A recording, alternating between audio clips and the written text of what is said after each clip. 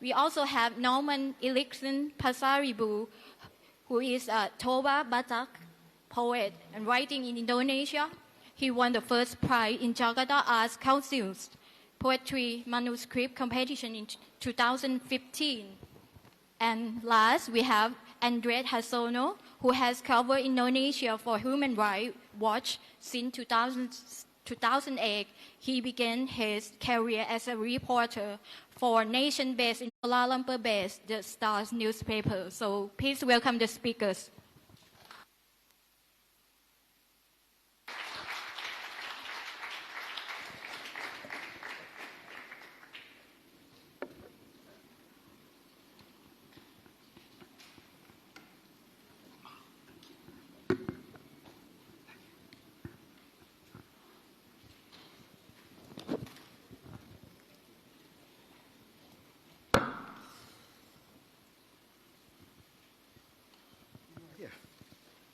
Thank you. My name is Andreas Harsono. I am an Indonesian citizen. And the next sentence is something that in Indonesia.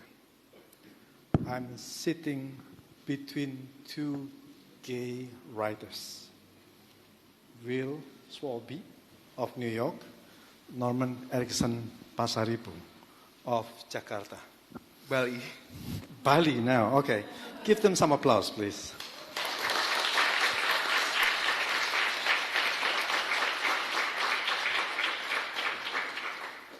I should know Will through decades. He is a book publisher. If you know Indonesian novelist Pramudia Anantatur, Will was Pramudia publisher, Indonesia's most well-known novelist. Recently, would you please raise this? This is the last non-fiction story that Will published about his friendship with a college friend, officer, and later becoming an environmentalist. This is a book about that friendship. And Neilson Erickson Pasaribu is a poet, a fiction writer, born in Bekasi, outside Jakarta, now living in Bali. Norman came from an ethnic Batak Christian family, of course, in a predominantly Muslim Indonesia. So we are going to have a conversation first. After that, I would like to start from Will. Would you please tell the audience, how did you come out, how did you deal with the challenges being a young gay bookworm in the 1970s? First of all, before I say anything more, I have to say that anybody who cares about human rights, and anybody who cares about human rights knows that the man to my left, Andreas, is a real hero. And he's someone I admire tremendously, and it's an honor to be here with him.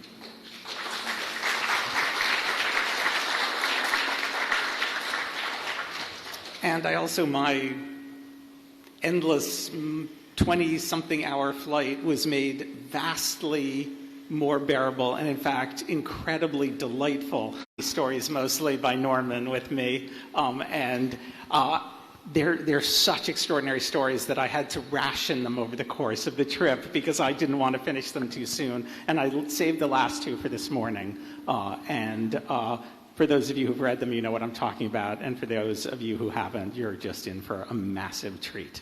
So now, to answer the question that I was asked, it was a very different time when I grew up. I'm 61 years old.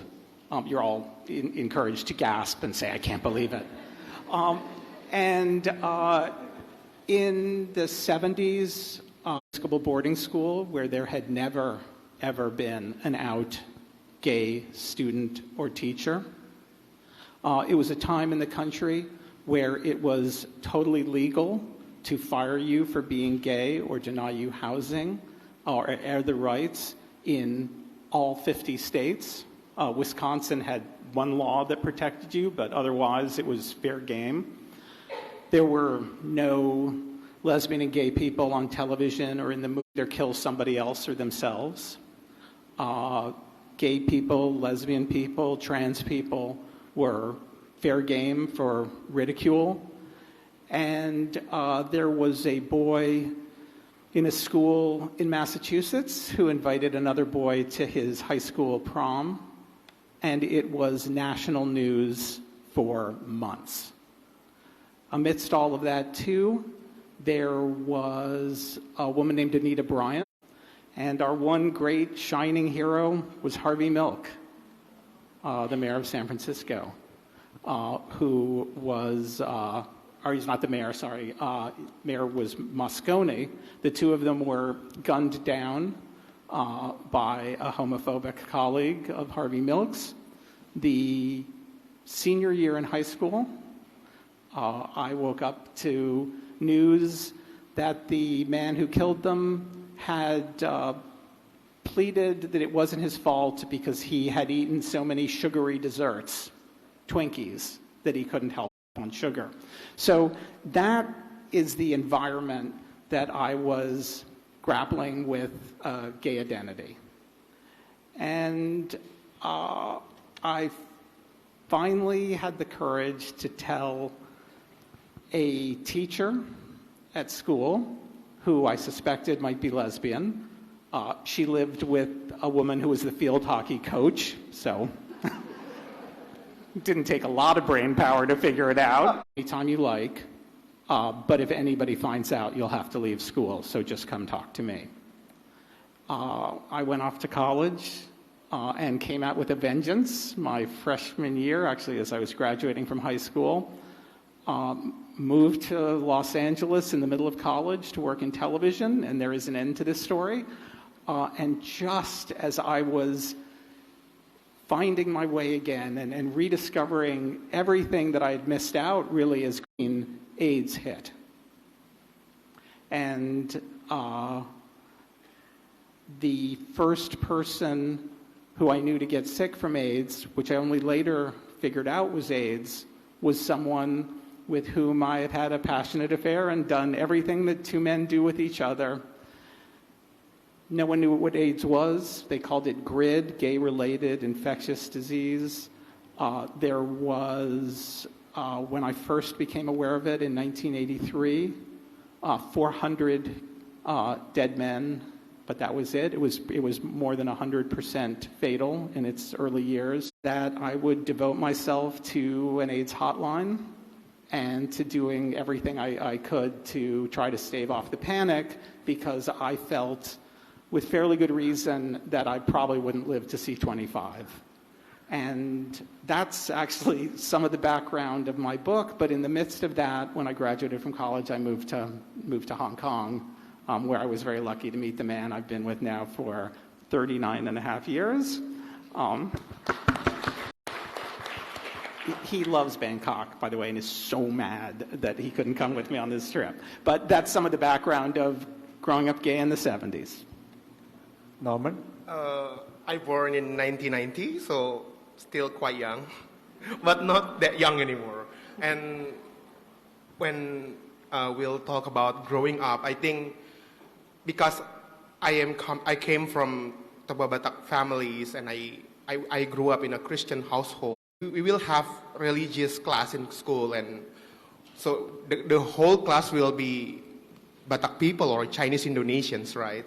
So for my straight women friends, it's really hard for them to get a boyfriend because most of us are gays. So we have really different kind of story, because I think growing up, it's a really funny story about my female friend who liked me and I didn't love her back, not that way. And then she liked another one, becoming a story of teen romances all the time. So it's kind of like outside home where the violence will happen.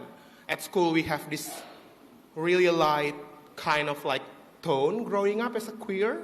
While, for example, when we when we go back home, we start questioning what it means to be kind of like growing up in Christian household.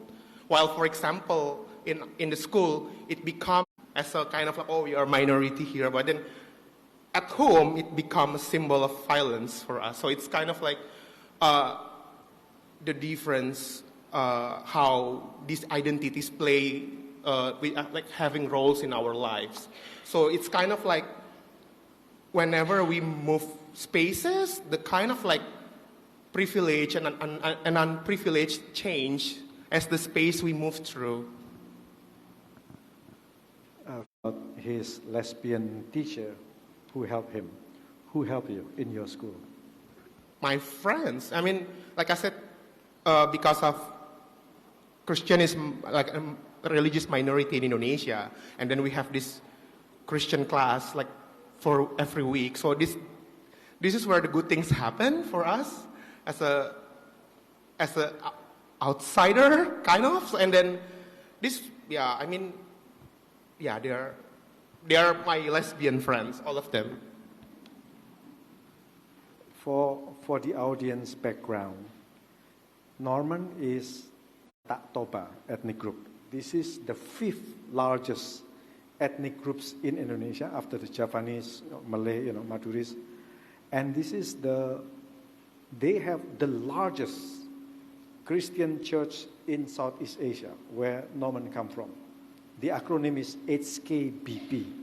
So this is the family background that Norman has. Yeah, but I mean, you mentioned Batak as the 5th largest, but in terms of number in Indonesia, yes, in comparison, like the huge amount of Javanese.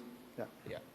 So this is large, the largest, but to be compared with the 4 largest predominantly Muslim ethnic group, of course, the Batak is tiny to be compared with that.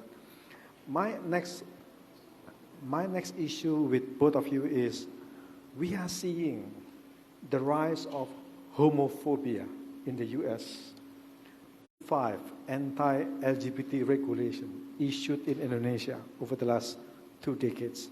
And sex outside of marriage in Indonesia, including gay relationship, will be criminalized in the next 2 years.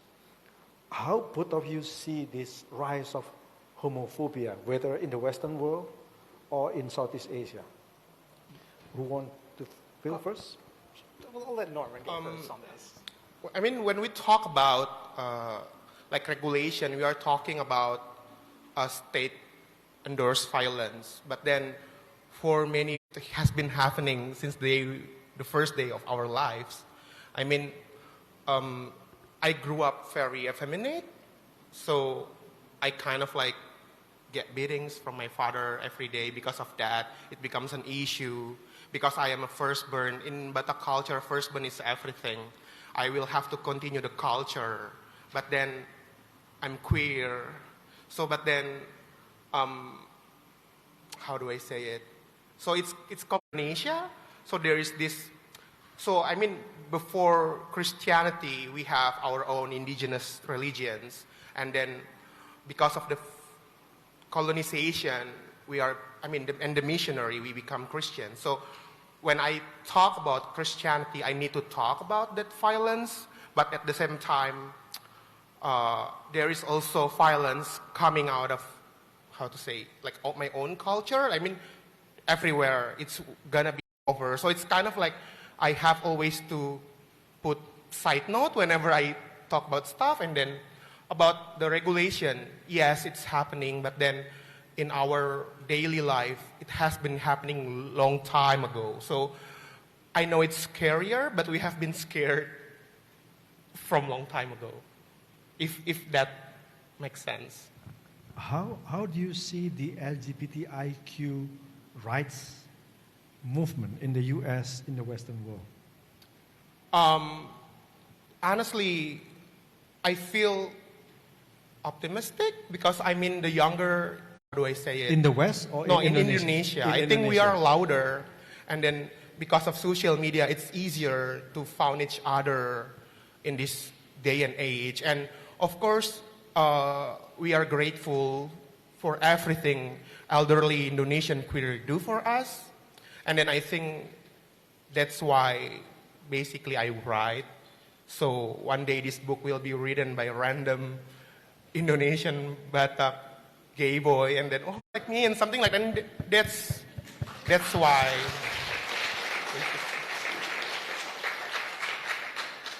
Will?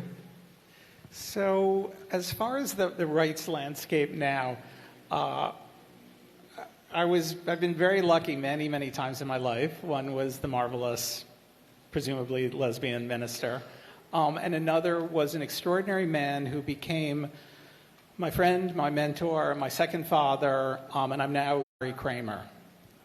And Larry is known for his novel Faggots. He's probably best known for his play The Normal Heart, which is written about that time I just described, gay men fighting for our lives. And he gave a speech that inspired the founding of ACT UP. And so Larry always said to me, they hate us. They really hate us. And you must never forget that. And he called his magisterial 2-volume novel that was The American People. And he called it The American People as a sarcastic reference to the way that Ronald Reagan would give speeches. And when he talked about the American people, he didn't mean all the American people. He meant some of the American people. So Larry felt very strongly that with every bit of progress we made, there would be a backlash. And my husband and I are married, and we have a marvelous, committed, wonderful relationship. We were in no hurry to get married. So the way we would put people off is we would say, oh, when it has all the same rights and privileges as a straight marriage, thinking that'll never happen. And then in the US, Supreme Court decision, Obergefell, and all of a sudden, we did, and we got married. But Larry, thank you.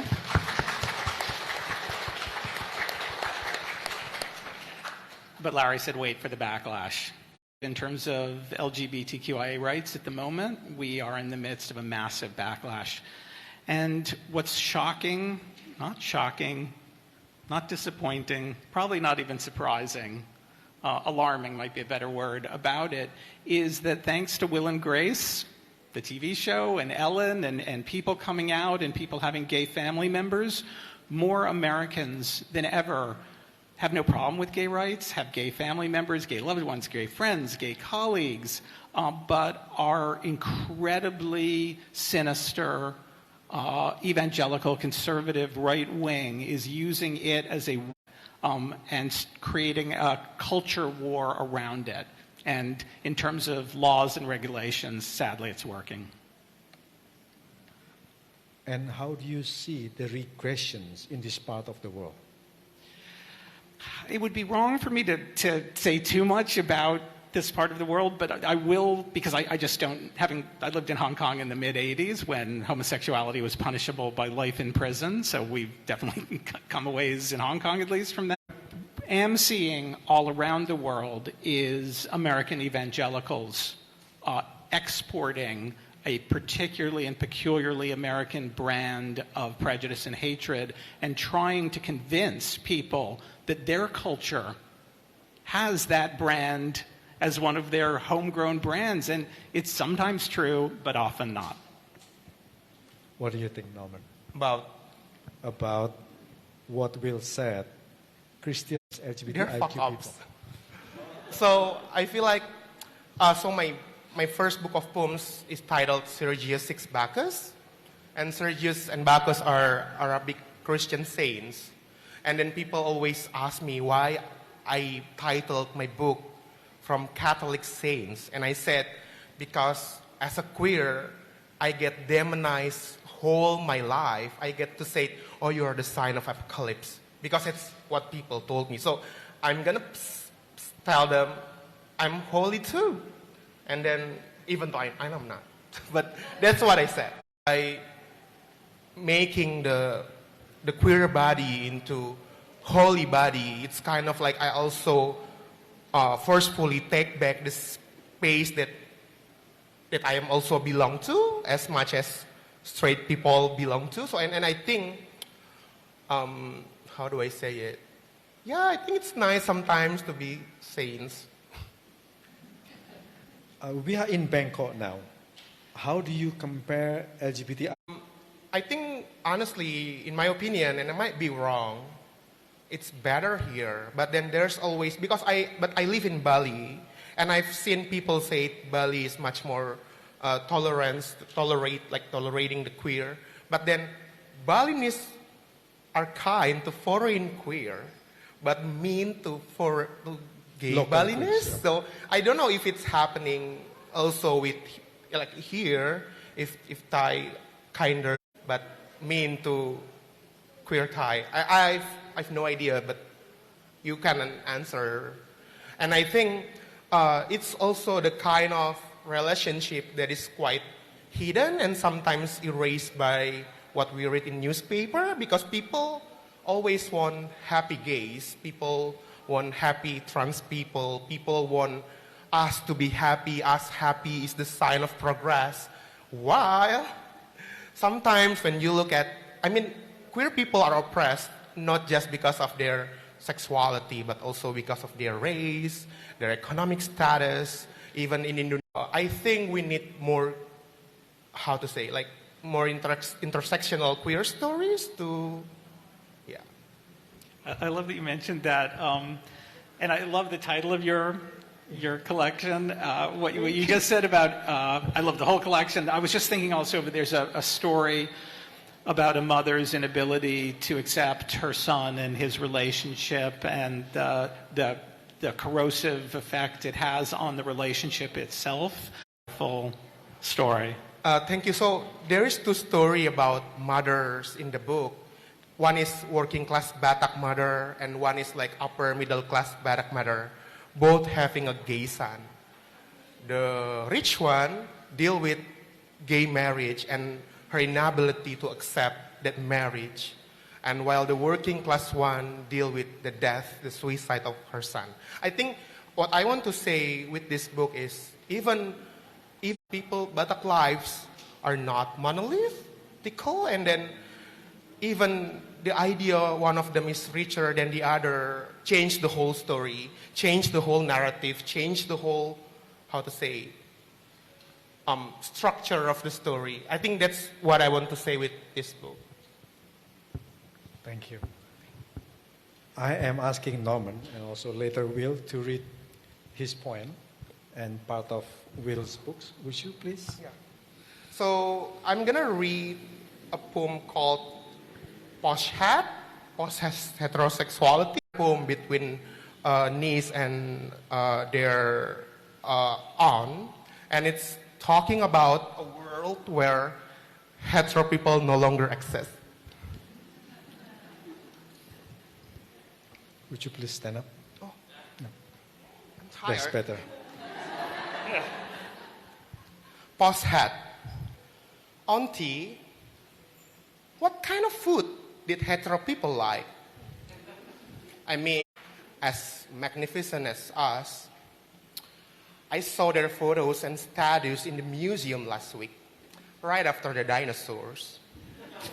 The guide laughed when I asked if they like frozen strawberry jam on their bread. I like a frosty on my bread, just FYI. I don't know, it gives me hope.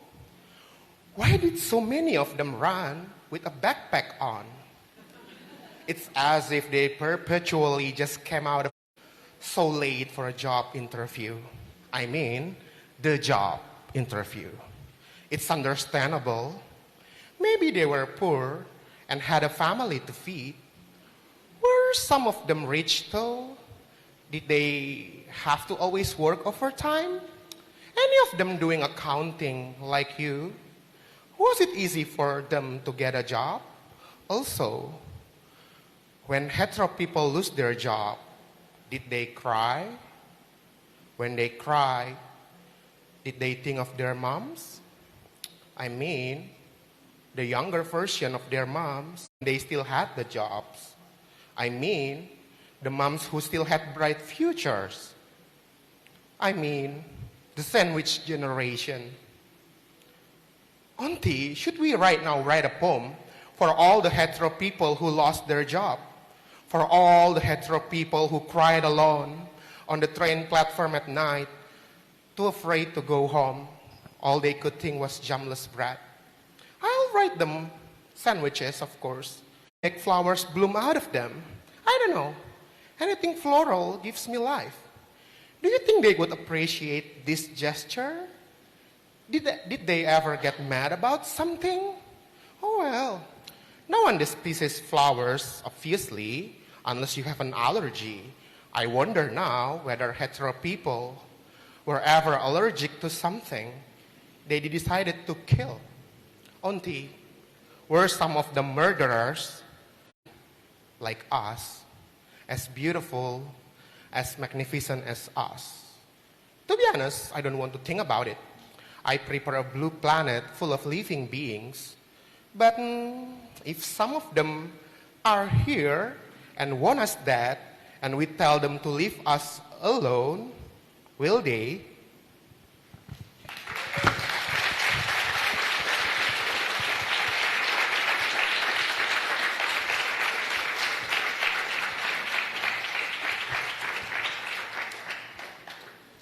Sorry, I just changed my mind on the passage. As they say, sorry, just one second. It's a thick book. It's a thick book. Well, I'll read what I intended.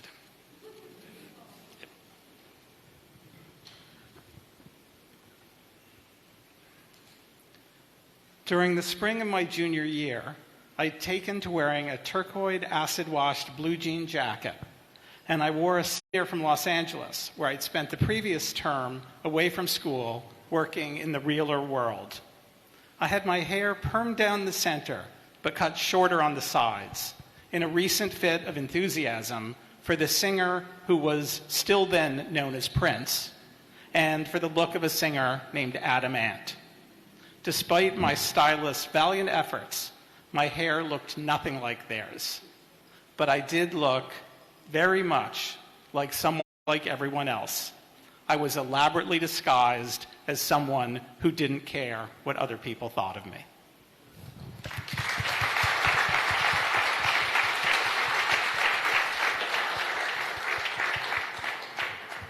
Before giving the floor, I would like Will to ask a question to Norman and vice versa. Who wants to start first? I will start. Norman, in terms of queer literary heroes. Oh, my queer. So, one of them is here. Maybe let's just say that literary heroes. And I think. No, don't. Because I mentioned, because when Bernardine won the Booker, for many of us in the global south, wow, it's possible. So it is dreamable somehow. And I would like to mention the Romanian author Herta Müller. So Herta lived in a Securitate Romania, so basically under dictatorship. And then all of her books is about her trying to get out of the country. And I read that when I was in my early 20s, and despite Herta being a German-speaking person, despite her being European, despite her being straight, despite I don't know nothing about her life, all of her fears are translated into my mind. Longing of freedom is my longing of freedom. Her longing to grow up, to grow a tree other than like in other places is also my dream. So I think, yeah, let's call it literary heroes. And also maybe if I can mention a queer poet, Mark Doty, he's brilliant. You just read him. I read him when I was in like maybe almost 20, and then, oh my God, you can be gay in poems. Because Indonesian poetry are dominated by male poets. So yeah, it's, I think, and then you dream it by seeing your role model, something like that. Thank you. I also because this book is interesting, right? It's like 4 decades of friendship. I just wonder, how do I say it? How do you define allyship? How do I define allyship? I didn't think of until a couple of years ago when it was introduced into discourse. It never occurred to me. I just thought, well, you know, we're on our own and that's that. But I did realize now that I think back on it, the worst of the AIDS years, the lesbian community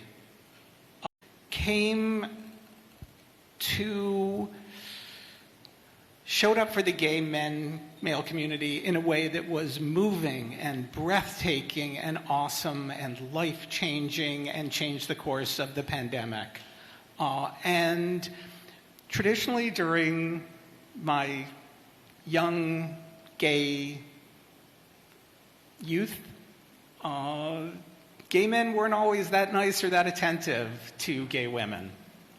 And when we really found ourselves in terrible, terrible trouble, it was breathtaking the way that a book, and I'm forgetting the name of the author, it's called The Gifts of the Body. It's a novel, but it's based on the author's experience as a home health care attendant for gay men in San Francisco in the early days of the plague. And it encapsulates the definition of allyship. So to your comment about different communities and different identities, I think sometimes we think of allies as being exclusively outside of our community, but some of our most important allies. Thank you.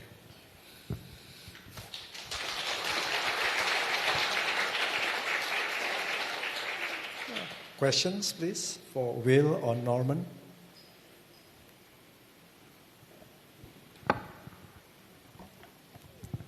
Not yet. If no question, it's done. There was someone else. Okay. Backlash in your countries in a broader sense, but I'm wondering if you can also share any experiences, and you don't have to, but if you can, any more direct experiences of backlash as professional writers, particularly Norman in Indonesia, I'm interested, but both of you. I don't want to cry, first of all. Second of all, how do I say it? Sometimes what's happening in America, the backlash happened in Indonesia. So when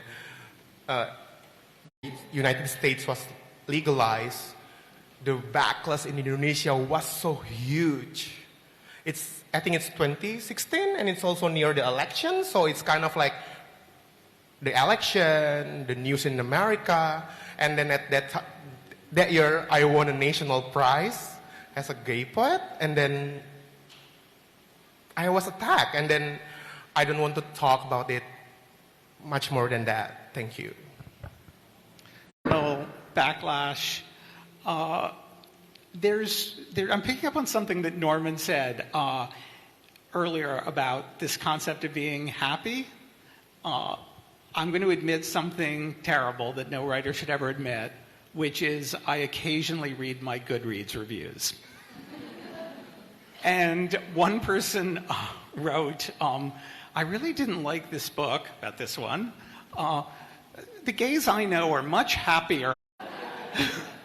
And I think that there is not so much a backlash for gay writers in America as a kind of trivialization, as something where we're expected to bring a certain type of light, satirical, comic touch. And if we bring other things, it's either ignored or not taken seriously. It reminds me of a very young, buff personal trainer friend I have who just confided in me one day. He said, everybody looks at me and they want me to bring the fun all the time. And I feel sometimes as a gay writer, there's this My Best Friend's Wedding, Rupert Everett, vision of what especially a gay man is supposed to be. And professionally, in terms of the reviews we get, I really believe that, at least in America, we're not taken as seriously. I did want to double back on one thing, though, because the ally question, this book is about my 40-year friendship with a Navy SEAL. I totally miss him. And I think sometimes, too, I am so defensive that I don't realize that there are people out there who really want to be my ally, if only I'll give them the chance. Thank you. Questions on the floor, please? Good afternoon. Just a quick question. The three of us are teachers, and I'm an English teacher, and teach the older children is prescribed from an exam board, so we don't get freedom of choice what we teach to the children. And often what we are asked to teach is primarily dead white guys. Although it is starting to change on the syllabus this year, we have quite a lot of black authors, but I can't think of any gay authors that we've been asked to teach, particularly not any modern gay authors. I think the only gay author I've taught in 20 years of teaching English is Tennessee Williams. So I was just wondering what your advice would be about exposing young people to literature that is written by people in your community, when so often it isn't what we have time to do because of the constraints of an exam board. The next questions, please. Just immediately. Please give the lady in with the white barretta. I guess this is a question for both of you. About yourself as like a young, queer person. What advice, if you could give yourself at a younger age, like one piece of advice, or say, something to your younger self, to like maybe inspire hope, what would you tell yourself? So I'm going to start. I'm going to double back to the literature question, because I have a book that I'm just desperate to recommend. The other half is I'm a book publisher, and years ago I had the privilege of being the American publisher for a book called Funny Boy by Shyam Selvadurai. And Shyam is a Sri Lankan author who wrote, do you know Funny Boy? Oh, you're in for such a treat. He wrote about growing up gay in Sri Lanka. His family emigrated to Canada during the anti-Tamil riots, and it's a book, just should be on the curriculum of every school around the world. So that would be that would be my advice for books. And now I'm going to think about your question while I grew up in Bekasi in the 19th. How do I get my gay books? I didn't, but I eventually got it when I was in college, and I get access to internet. When we talk about access, I feel we just let children have their own curiosities, but it's a question of access. Will they have access? Will a working class kid growing up in southern Thailand, for example, will have access? More questions of access rather than questions of direction for me. And then about the second question, can you repeat that? Advice to your young Advice self. for your young... If I may expand your questions, Miss.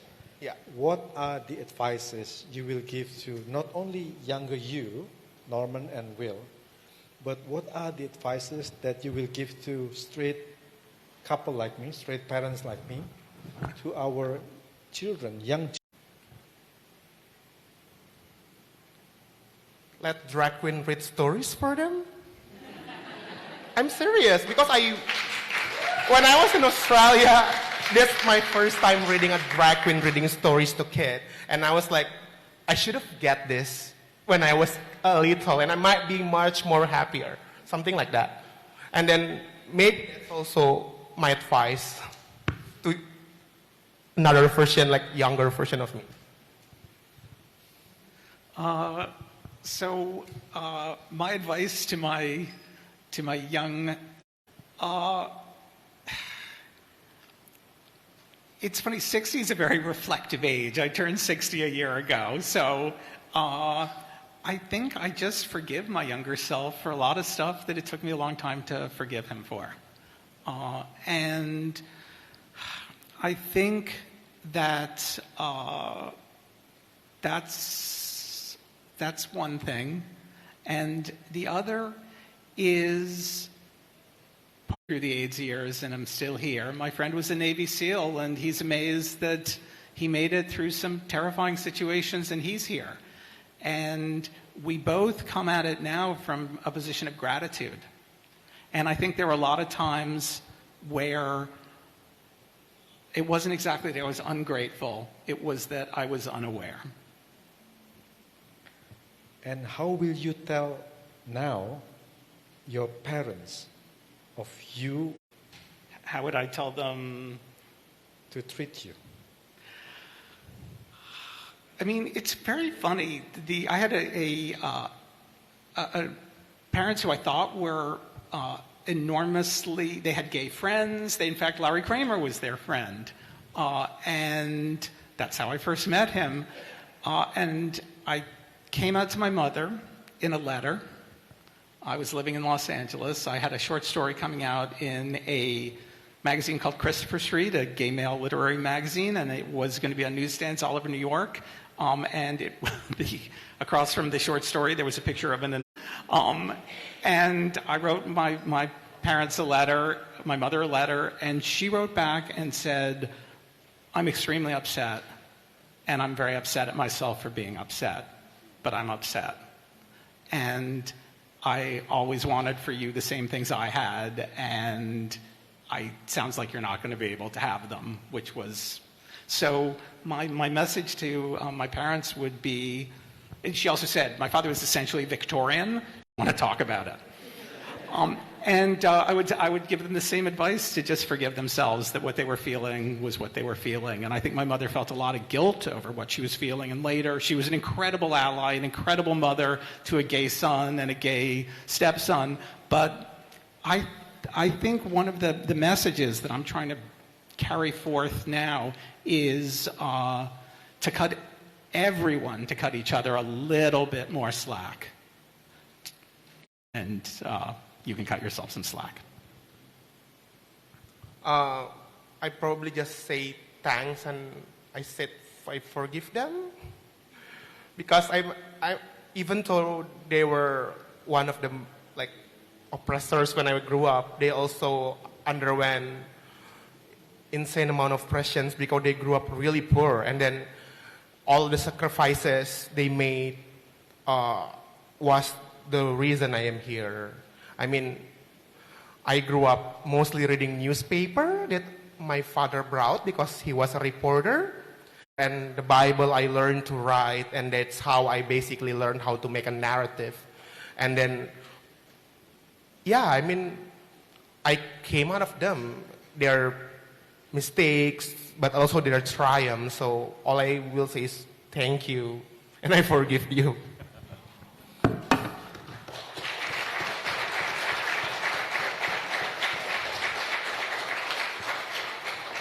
If there is one last question, we still have 4 minutes. Okay, I'll give you the last questions. I met Gunawan Muhammad, a very well-known Indonesian poet like Norman, who has a lesbian daughter. Gunawan is now 83 years old. His daughter is early 50s. He is well known as an activist, as a I asked him, we are seeing the regressions of LGBTIQ rights in Indonesia. Should we push the border further by promoting gay marriage? He said, no. You will only incite the right-wingers. But being subversive, keep on marrying, keep on whatever you do with your gay partners, including with your LGBTIQ network. Because if we are talking, it will create a much bigger backslash. What do you think, Norman? I mean, Gunawan is very rich and very powerful, so I suggest him, because you definitely has an access to him, tell him to fund queer artists, to fund queer writers. He doesn't have to talk about gay marriage, gay rights. We will talk about gay marriage and gay rights.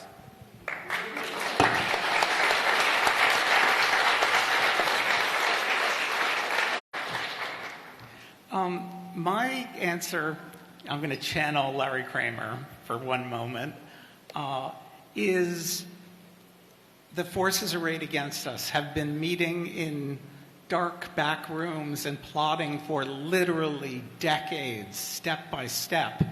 And I think we have to be smarter, more organized, more strategic, work long term.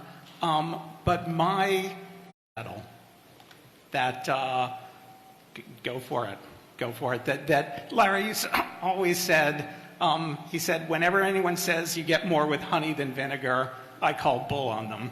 And I think he's right. Thank you. Thank you, Will and Norman. And of course, we all will fight for LGBTIQ rights. Thank you, ladies and gentlemen.